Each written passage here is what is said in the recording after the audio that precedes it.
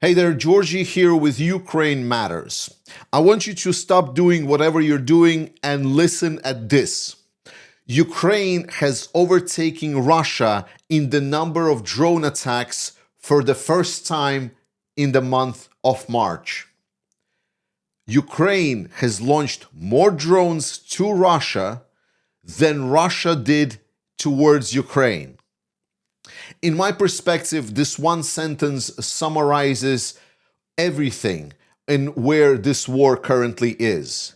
And we talked extensively that at some point there will be a moment when Russia will not be able to keep up, that Russia has a lot of these internal issues, and there is a lot of investment going into Ukraine, that the long war is, to be honest, not really favoring Russia that much. If you ever wanted to have some kind of hard data to put your pin in, then this is it.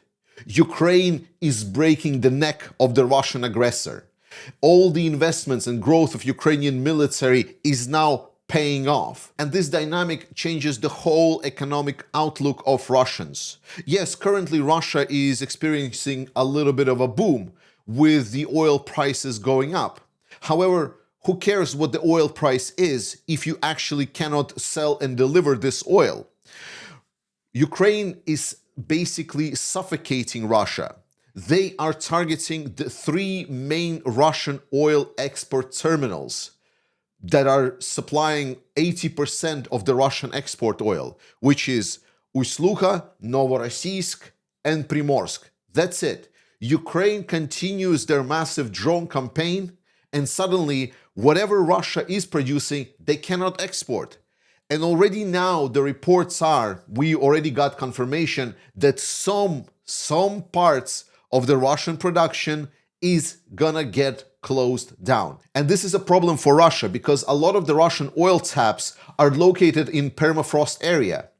And once they are sealed, to be honest, Russia doesn't just really have the technologies to unseal them. That means that production output is gone. It is not going to be there until Russia normalizes their relationship with the Western powers. And so far, nothing really is stating that they will. But I think the biggest threat for Russia is not even the situation that we're finding ourselves right now, where there is a lot of oil demand in the market because the oil prices have been low for a while. So a lot of the oil-dependent industries have been blossoming. And now suddenly we find ourselves in this high oil scenario, which is in a short term very good for Russia. The problem is that this was a supply shock. We suddenly saw that oil supply just dropped, which skyrocketed the prices. The problem is the basic economic forces, supply and demand. And if the supply will continue being low because of the war in Iran, then suddenly we might see the situation in which, generally speaking, the demand for oil is going to start falling. And with the lower demand, the prices for oil were going to start falling as well, no matter what's the situation inside of Iran. The difference being that we're going to find ourselves in basically a more stagnant world economy, and lower growing economy is going to be obviously a problem for the world, but it's going to be especially problematic for Russia because Russia has been benefiting from the world that had a lot of the oil demand despite everything. And if it's just going to be low demand for oil, then it doesn't matter what Russia produces or doesn't produce. Their oil will just not be necessary. But let's put another nail into this coffin of Russians. So you know that we've covered last year, I showed video after video after video, Ukraine targeting Russian anti-air assets. Suddenly, when we saw this video from Novorossiysk, one thing that was noted by a lot of the Russian Z propagandists and a lot of bloggers is basically stating, where's the anti-air systems? Why are they not intercepting drones? Because in the video, we saw just a couple of anti-air missiles flying at the drones, and the rest was just some sporadic machine gun fire, which was not very effective at night, to be honest. And the truth of the matter is, as it was disclosed by many different Z propagandists, is that Russia is physically running out of not anti-air systems, but also of the anti-air missiles themselves. Here, for example, Romanov Light, the Russian Z propagandist that just wants to write about how Russia is crushing Ukraine, is basically begging for any kind of missiles to anti-air assets in Crimea. But it's not just Crimea. It's all over the place in Russia. Russia is having the big problem. It is a big country, so there is a lot of targets to hit. And I mean, with Ukraine getting the number of drones higher and higher and higher, now it's becoming an actual big problem for the Russians. There is just no way to fight the Ukrainian drones with. And people have constantly asked me, Georgie, how can we know that Russian economy is indeed doing bad? What are like the simple things that I can say that could be understandable? And we already covered one thing that I mentioned, one being that Russian rail is now transporting a lot less cargo. Russia is basically rail-dependent country. Everything that is being transported across Russia is dependent on the rail cargo, even military. So even if there is some growth in military, it's still going to be transported by rail. So when you see the absolute numbers of rail transport in Russia falling and falling and falling and falling, it is by default indicating that there is a big diminishing in economic activity, even if it's a subsidized activity such as military.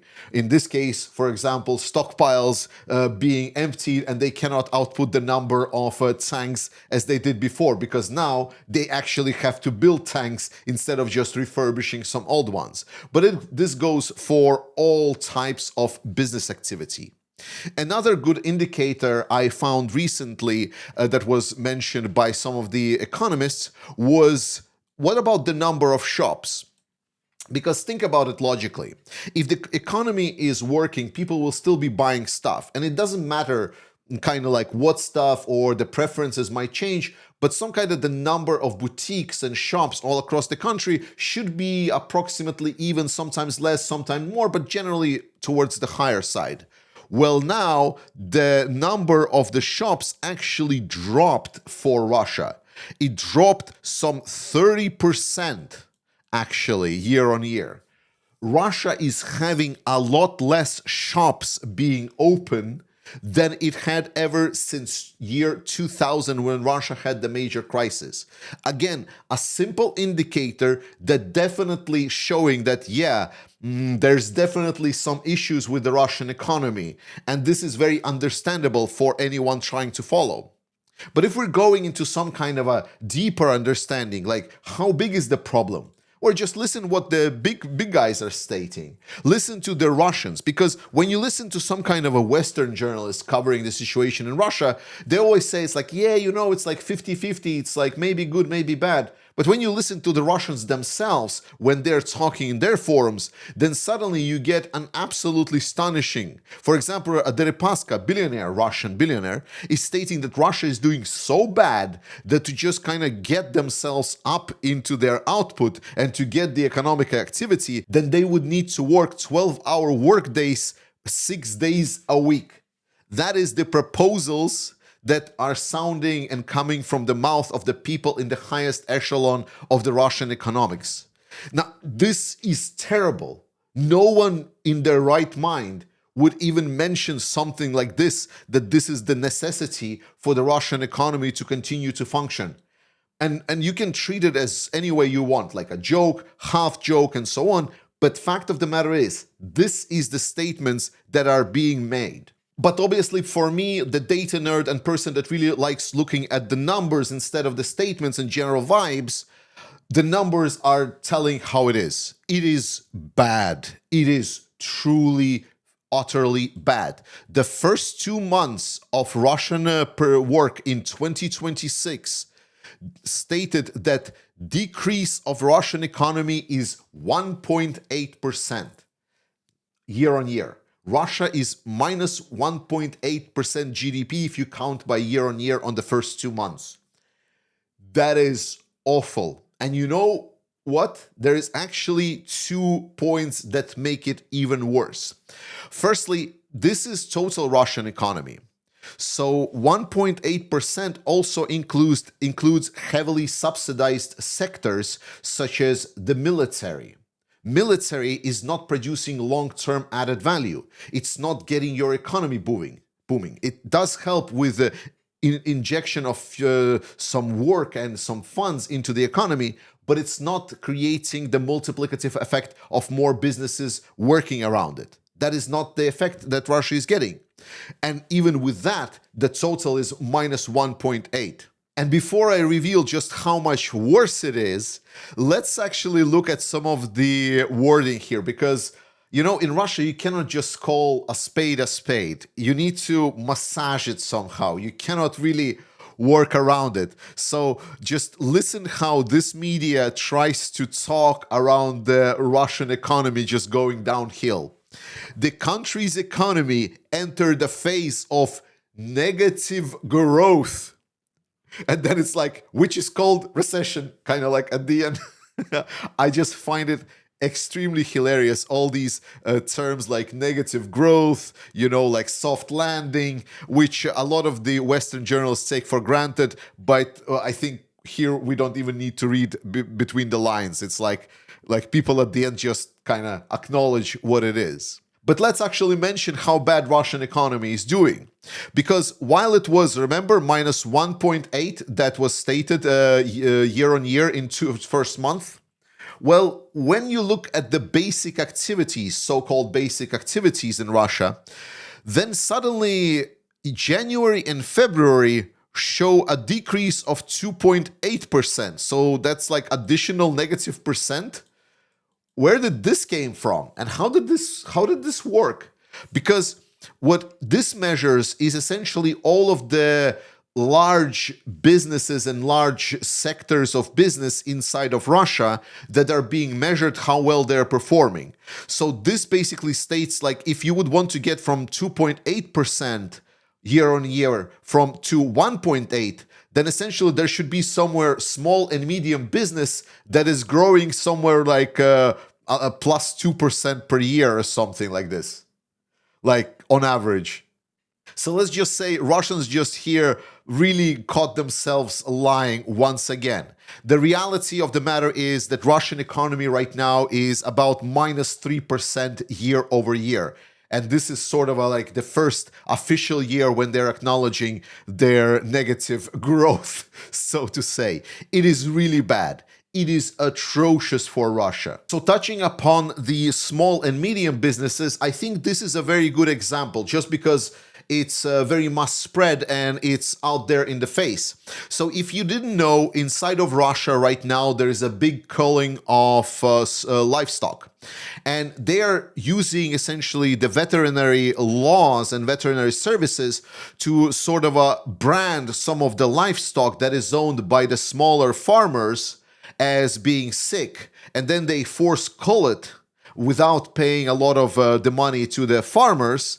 And this is done for one reason and one reason only: to preserve the bigger businesses' margins, to get essentially the Russian Putin's friends, oligarchs, mafia bosses, and whatever that has stake in the bigger enterprises to keep them going. So they are calling essentially a lot of the smaller farmers' livestock just to preserve a lot of these bigger enterprises. This is also happening in the general economic operations. Smaller businesses, like medium and small businesses, are generally going to be sacrificed on the altar to preserve the operation for the Russian big corporations. So whenever someone tries to convince you that the small and medium businesses are actually doing well and actually showing pretty nice growth when the whole other parts of the Russian economy are going down with minus 3%, you know for a fact that this is a big, fat, smelly lie. We've hit a lot of nails into the Russian economy already, but I think we can do another one. The big change in Russian economy in 2026 compared to previous years is that consumer demand has basically plateaued. It is very close to zero. Think about it this way. So Russian economy had issues and the inflation was going up and the prices were rising. Yet consumers still had some savings And more importantly, a lot of consumers try to keep up with their lifestyle despite the growing prices. So they would try to get, for example, a lot of bank loans. We heard about these payday loans exploding in popularity in Russia. And a lot of that was allowing Russia to essentially see the increased growth in their consumption and despite the rising inflation. So essentially, some producers would increase the price for their production, yet the only feedback that they would see is even more demand for their products. Sort of an obscene kind of a scenario by the basic economic forces. Yet now we are finally hitting that moment where they say, no more. We can't increase artificially our consumption. We cannot get more money. We cannot go more in debt. We are having trouble. And this means one thing and one thing only. So all of that artificial demand that was there is now gone.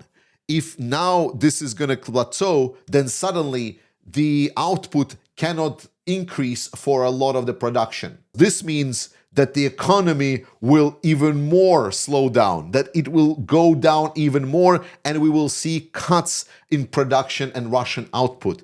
And that is a terrible, terrible news for Russia and a huge change to what Russia was experiencing in previous couple of years. And remember that gas ban that Russia was doing when Ukraine hit some of the oil refineries previously? Well, that one is coming back. So gas prices in Russia are going to be again going up, and there's going to be again probably some shortages for the Russians. That is not going to help them. And the worst problem for anyone that is trying to find any kind of a saving grace for this whole situation. Because truth of the matter, with everything that we discussed today, nothing, like no oil prices for $120 a barrel are going to save Russia for all of these accumulated problems year on year. Especially because Ukraine is not going to stop. Ukraine is continuing striking Russians. This is just war costing Russia way too much. And the biggest issue for Russia and Russians is that Putin has no way out. Putin is a slave to war. Like, he cannot give up now. He is basically all in. He is basically stuck with this war, hoping for some kind of end. And let's just say the end right now is looking like a window of opportunity, but maybe just more of a Russian style, if you know what I mean. Guys, Ukraine is definitely having a big success and is changing the tides of this war. And this is all happening thanks to the big help from everyone that is supporting Ukraine, especially in drone technology. So I call on everyone to participate in our drone fundraiser for the Black Raven Battalion. We are doing really, really well, and we did a lot of damage for the Russians, and we will do even more to help Ukraine win. Support Ukraine, trust in Ukrainian armed forces. I love you. Slava Ukraini, and I will see you tomorrow on my special 40-year birthday live stream.